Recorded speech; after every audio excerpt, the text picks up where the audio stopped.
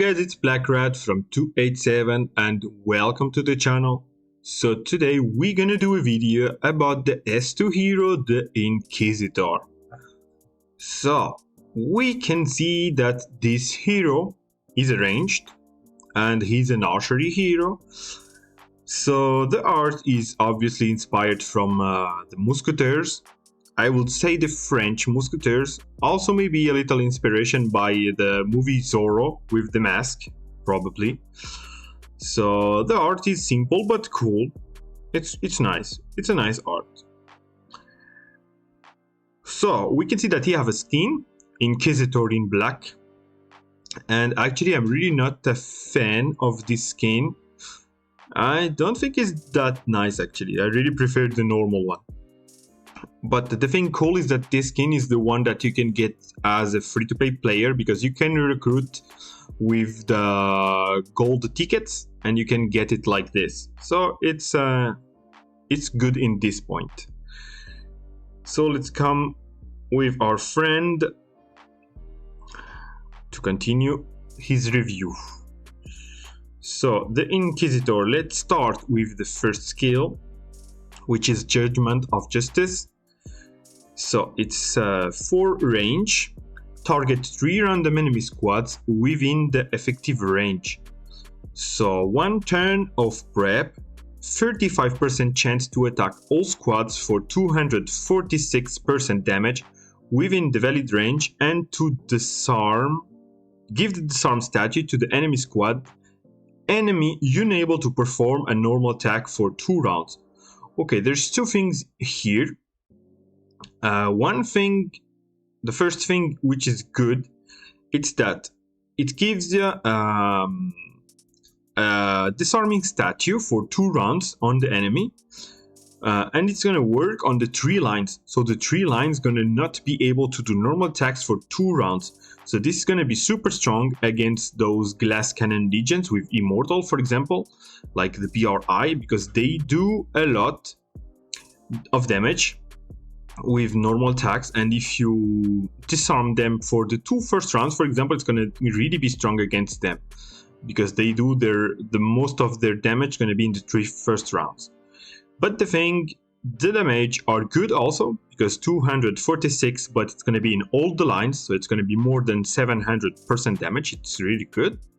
But the problem is that we have 35% chance, so this is a problem because it's a bit low, but it's not the worst. It's the turn of prep who really kills it, because with 1 round of prep, it means that you can potentially only cast 4 times the skill on the 8 rounds, and with 35% chance, it's gonna be more like one chance that you're gonna cast this skill in the 4 rounds that you're gonna do it.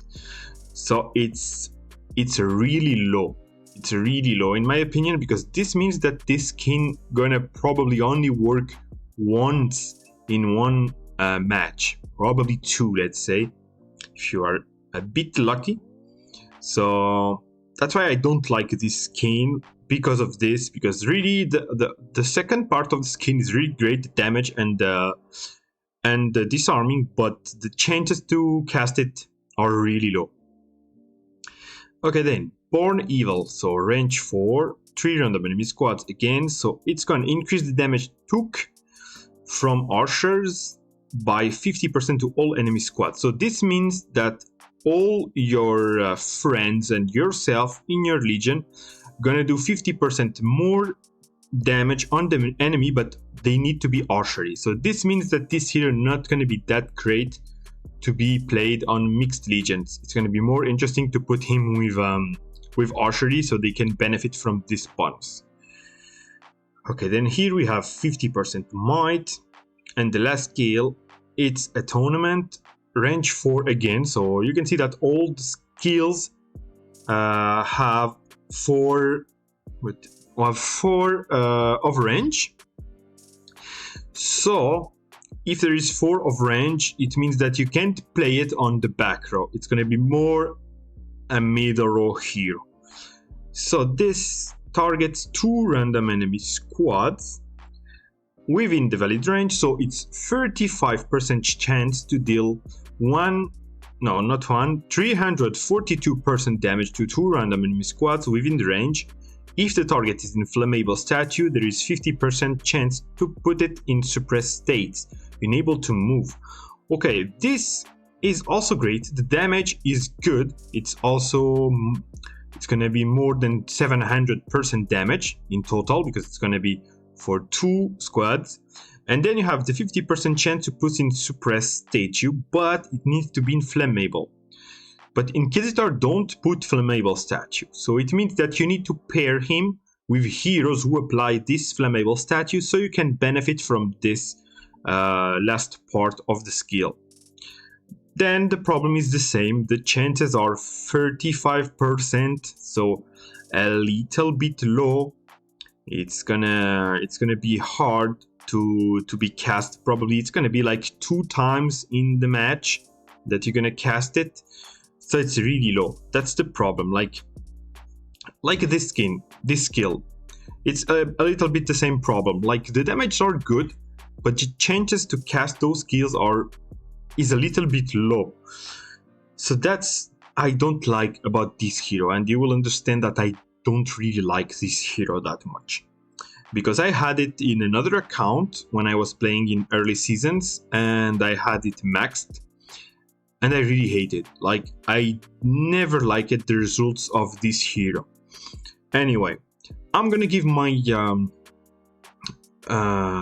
the best legion that we can do for him. So for the S2, the best legion for him gonna be with Charles the Great in the front row, Inquisitor in the middle row, and Witch Hunter in the back row. And obviously why? Because Witch Hunter put flammable statue on the enemy, so that's why Inquisitor is really made to pair with her because of this, so he can benefit from the last part of the 8th skill. It's gonna really be interesting to put him with flammable heroes.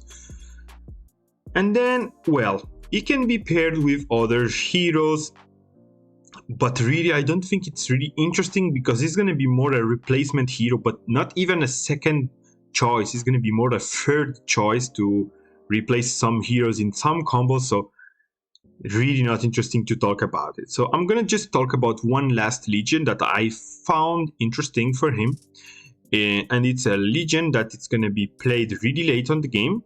You can put him with Henry in the front row, Inquisitor in the middle row, and Witch Hunter in the back row. So basically, Henry also applied the flammable statue. That's why those two are going to be interesting to be together with Witch Hunter. So that's the best legion I found for Inquisitor to be played with. But still, it's not going to be like a top legion. So not that great. So my opinion about this hero is that I really don't like him much, actually.